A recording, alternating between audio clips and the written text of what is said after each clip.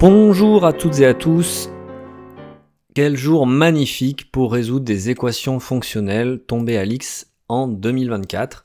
On va s'intéresser ici à une équation qui est mine de rien pas si compliquée, mais qui va être très intéressante. On considère f C2 de 0,1 dans R, et cette fonction f va vérifier f de x égale 2 fois f de x sur 2 plus f de 1 moins x sur 2. Et évidemment, la question, c'est de trouver f.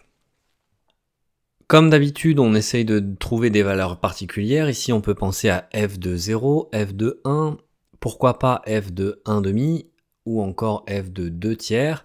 Et en fait, il se passe pas grand-chose. Et donc, du coup, quand je vous suggère de trouver des valeurs particulières, il ne faut pas y passer non plus trop de temps, juste 1 ou 2 minutes pour voir si ça nous donne des informations immédiates. Ici, il n'y a rien, et donc du coup, la fonction LC2, on dérive, et même on dérive 2 fois directement, puisque c'est gratuit, et on obtient l'équation f seconde de x égale 1 demi fois f seconde de x sur 2 plus f seconde de 1 moins x sur 2.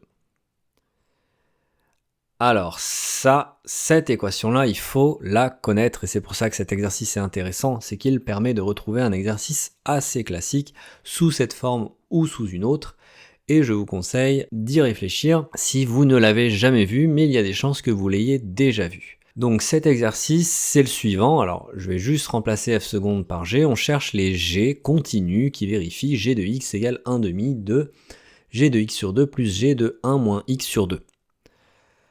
Ici, on a uniquement une hypothèse de continuité, et ce qu'il faut remarquer, c'est qu'on a une fonction qui est continue sur un segment. Pour ce genre d'équation, je vous conseille de penser au théorème des bornes atteintes. Une fonction qui est continue sur un segment est bornée et atteint ses bornes. Et de regarder les valeurs en lesquelles la fonction atteint son maximum ou son minimum. En général, il se passe des petites choses ici. Alors, pour cet exercice, il faut regarder les deux, mais on va commencer par considérer un maximum, donc un réel xm tel que g atteint son maximum ici. Dans ce cas, quand on utilise notre équation pour xm,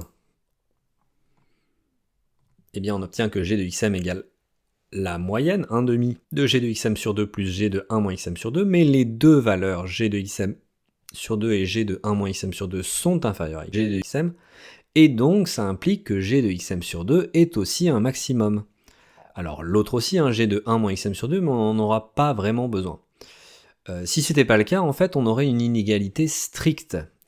On obtiendrait g de xm strictement inférieur à g de xm, et ça, malheureusement, ce n'est pas possible d'après les lois de la logique. Xm sur 2 est donc un maximum. En réitérant le procédé, xm sur 4 est un maximum, et pourquoi pas xm sur 8, enfin g de xm sur 4, g de xm sur 8, etc., etc. Bref, g de xm sur 2 puissance n est un maximum, quel que soit n. On fait tendre n vers l'infini, g est continu en particulier en 0, et on obtient que 0 est un maximum. Et quand on a fait ça, on se dit qu'on peut très bien faire la même chose avec des minimums. Alors je ne vais pas le faire, mais on trouve de la même manière que g de 0 est un minimum.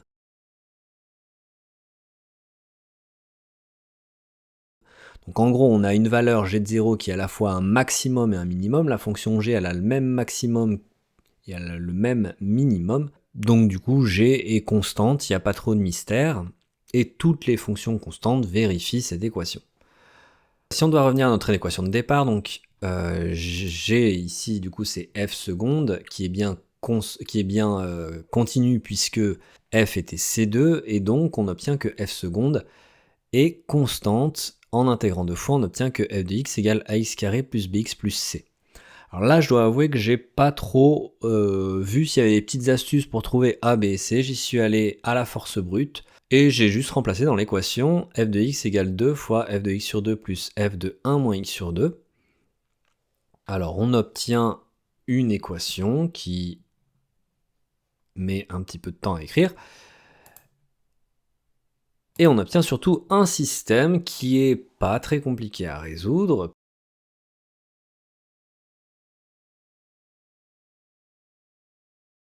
On n'obtient aucune condition sur a. Par contre, on obtient que B vaut moins 2A et 3C vaut 2A, donc C vaut 2A sur 3. Finalement, f appartient au vect, en tout cas est une constante fois la fonction x qui x donne x carré moins 2x plus 2 tiers. Cette fonction n'aurait pas vraiment pu la deviner.